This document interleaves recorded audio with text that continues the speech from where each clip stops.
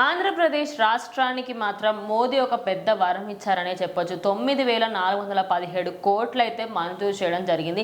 ఇన్ని సంవత్సరాలలో వైఎస్ జగన్మోహన్ రెడ్డి హయాంలో మాత్రం దీంట్లో ఒక వంతు భాగం కూడా రాలేదని చెప్పాలి. ఒక 11 ఎక్కువగా అమౌంట్ ఈసారి ఇవ్వడం జరిగింది. సో దీన్ని దేనికి ఉపయోగించాలనుకుంటున్నారు? సో ఖచ్చితంగా వాళ్ళు రైల్వే శాఖకి ఇచ్చినప్పుడు మోడీ గారు ఏంటంటే కూటమితో ఉన్న ఫ్రెండ్షిప్ అండ్ పవన్ కళ్యాణ్ గారు పెట్టిన కొటేషన్ ద్వారా ఆయన ఇవ్వడం జరిగిందనమాట. సో ఎందుకంటే పవన్ కళ్యాణ్ గారు ఒక్కదాని గురించి ఏదంటే ఏదో రైతుల గురించి ఆలోచిస్తున్నారు, లేదంటే ఏదో చేస్తున్నారు అనుకుంటే పొరపాటే.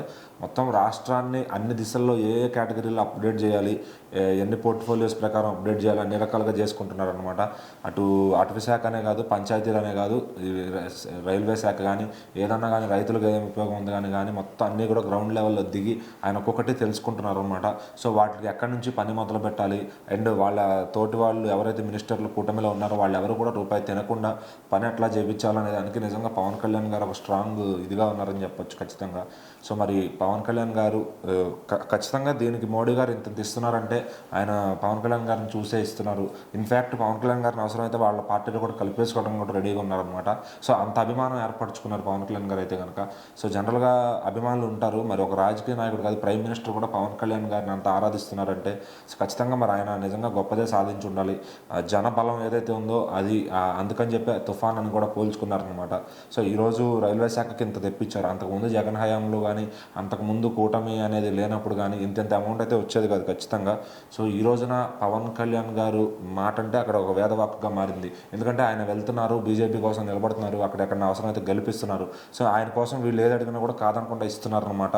సో ఖచ్చితంగా పవన్ కళ్యాణ్ గారి వల్ల ఇంత రేట్ ఆఫ్ బెనిఫిట్ అనేది వస్తుంది రాష్ట్రానికి. సో అంతకుముందు వచ్చిన బడ్జెట్తో నిజంగా రైల్వే ఎంప్లాయీస్కి శాలరీస్ ఇవ్వాలన్నా కూడా చాలా ఇబ్బంది పడేవాళ్ళు అనమాట. సో స్టేట్ బడ్జెట్ అనేది మొత్తం అప్పులకు కానీ సరిపోయేది కాదు. ఇప్పుడు ఏంటంటే ఒక్కొక్క దానికి మన పోలవరంకి ఒక 12,000 కోట్లు శాంక్షన్ చేశారు. అట్లా ఇప్పుడు రైల్వేస్ కోసం ఇంత శాంక్షన్ చేశారు. నెక్స్ట్ ఇంకో రైతు బంధు వాటికి ఏమైనా ఇవ్వాల్సి వస్తే ఇంకేదన్నా వాటి కోసం కూడా శాంక్షన్ చేస్తారని అనుకుంటున్నాను నేను. ఎందుకంటే ఎక్కువ వాటర్ స్టోరేజ్ కోసం ఇప్పుడు పోలవరం అనేది చాలా అవసరం. సో చాలా ఆ వాటర్ స్టోరేజ్ అయితే కనుక అటు ఒక ఆంధ్ర రాష్ట్రానికే కాదు, ఇటు తెలంగాణ పక్కంగా బార్డర్స్ ఏరియాలకు కూడా ఆ వాటర్ని పంపించవచ్చు అనమాట.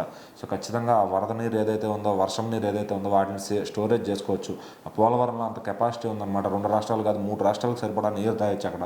సో మరి దాన్ని నిర్మించాలి ఖచ్చితంగా. ఈ రైల్వే శాఖని రైల్వే జోన్లు కూడా అభివృద్ధి చేసుకోవాలి. సో మళ్ళీ అట్లానే మెట్రో ప్రాజెక్టులు కూడా కట్టడానికి ప్లానింగ్ చేస్తున్నారు అనమాట. ఎందుకంటే ఫ్యూచర్ ఇంకొక 10 ఏళ్ల తర్వాత సిటీలు మొత్తం కూడా డెవలప్ అవుతాయి ఏపీలో కూడా. ఆ టైంకి జనం పెరుగుతారు, ఆ టైంకి అంత డెవలప్మెంట్ కావాలంటే ఇప్పుడు నుంచి స్టార్ట్ చేస్తే కానీ అది ఇంకొక 5-10 ఏళ్ళకి ఒక రూపం దాల్చుకోదనమాట. సో ఖచ్చితంగా వీళ్ళు ఎంత బడ్జెట్ ఇచ్చినా దాన్ని కరెక్ట్గా వాడితే కనుక ప్రతి దశలోనూ అన్ని విభాగాల్లో కూడా ఆంధ్రప్రదేశ్ అనేది హైదరాబాద్ రేంజ్లో అభివృద్ధి అవుతుందంటే ఎటువంటి సందేహం లేదు.